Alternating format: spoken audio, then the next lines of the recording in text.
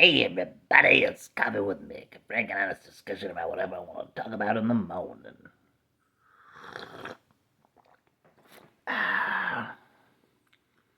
Watch all of the released episodes of Disney's Primos? Yeah, it's alright actually. Some episodes I feel the lessons aren't up to snuff, but nothing too damaging. Yeah,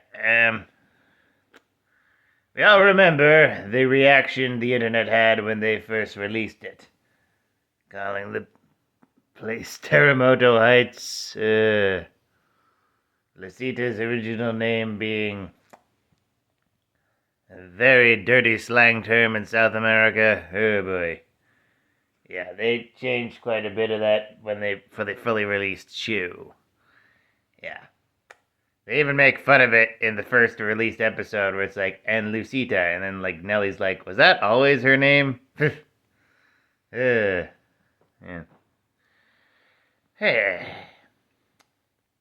Like, if your kids like it, don't worry. It's harmless. It's fine.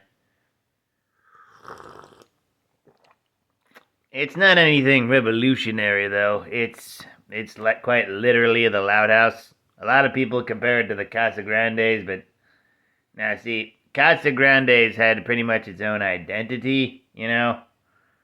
Like it wasn't just like a girl living with like her cousins and like a brother and everything, and brother and mom and grandparents. It was like also living in an apartment building and living in the city and just trying to hang out, basically. This show, it's pretty much you just swap out the sisters for cousins and basically the exact same thing. It's basically like a Latino Loud House, pretty much. Yeah.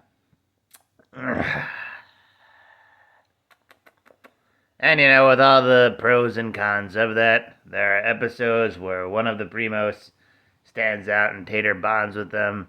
And then there's a lot of the episodes where the cousins pretty much are just all one lump character with multiple bodies. Like that's was a big problem with the Loud House too. And a lot of ensemble shows where it's like, why are they all these different characters? They're practically just one character.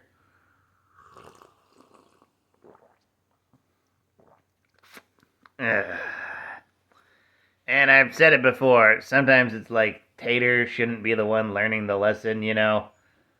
Like episode 1, where it's like she just wants them to sign a friggin' roommate agreement.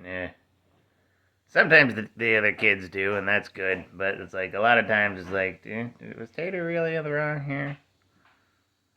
There's this one episode that was like ended kind of sweet, but we kind of just rushed ourselves into it, where it's like she gives like her little cousins like some freaking you know like like books and everything, and they're treating the books badly, and it's like you think like at the end of it, it turns out one of them is dyslexic, and we just resolved that in like the last 3 minutes essentially. Oh boy. I feel like don't get me wrong, it's good to talk about it, it's cute. I feel it probably could have been lampshaded more, and that probably should have been the entire focus of the episode rather than just being a 9-year-old who gives her cousins books and they just start messing with them. Also, like only the dyslexic cousin does she actually bond with books, with, at least in that episode. The other two learn no lesson about respecting books, so I guess it's just about the dyslexic cousin Carlito. And the other two just disappear, Lucita and Cha-Cha.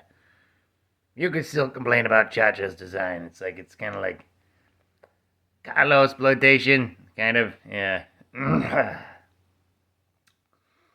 Yeah.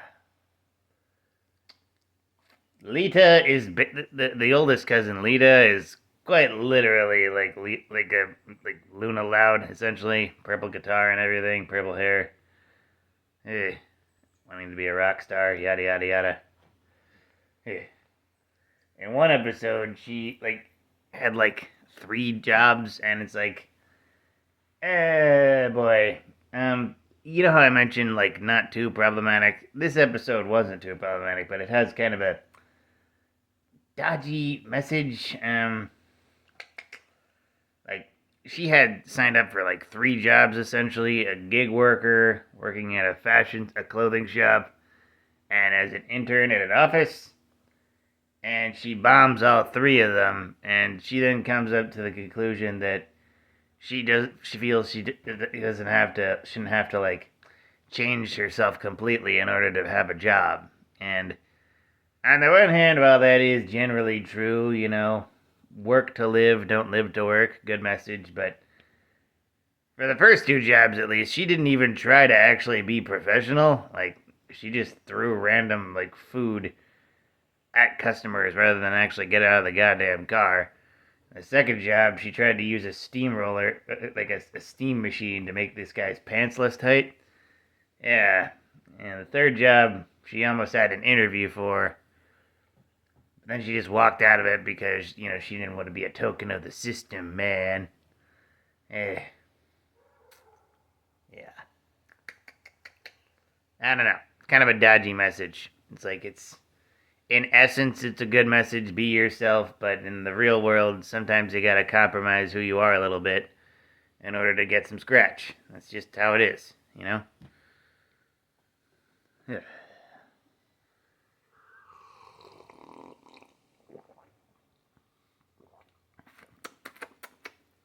But ultimately, the show is fine, if not a little repetitive at times. It's like Tater just keeps trying to get away from the Primos to get alone space. That's like at least the plot of 4 different episodes, and it's like, really, we're still doing this? Or it's like, if this show gets a second season, I hope they don't do that as much, because it just got a little too repetitive too fast. Yeah. The final form arc, yeah, it's about a 9-year-old trying to find her final form, trying to be herself. That works, yeah. Yeah. I also had a pretty good episode about, like, language identity, where it's like, they really should have mentioned in the trailers that she was bad at Spanish from the beginning. That's a big part of her character. The Oye Primos, that's intentional, because bad at Spanish. Bad at Spanish she is. It's like she ends up taking more to French than she does to Spanish. Yeah. Like, her other Spanish-speaking cousins are like, what? No, you need to learn Spanish like us. And it's like, thankfully, they're in the wrong. 1, peer pressure, and 2, well, just peer pressure, really. As they also try to say, like, well, French isn't as practical. What if she's in France, okay? Like, she just has trouble learning Spanish, but she doesn't have trouble learning French. Thankfully, they learn a lesson, but still, yeah. So, yeah. End topic. It is an incredibly basic Disney show with a premise you've definitely seen before, but it's harmless. Generally harmless, yeah. They had to edit a lot, but it's generally harmless. That's my review. Watch it for yourself. Get your own opinion. We'll keep on hating it. Either way, I hope you have a morning.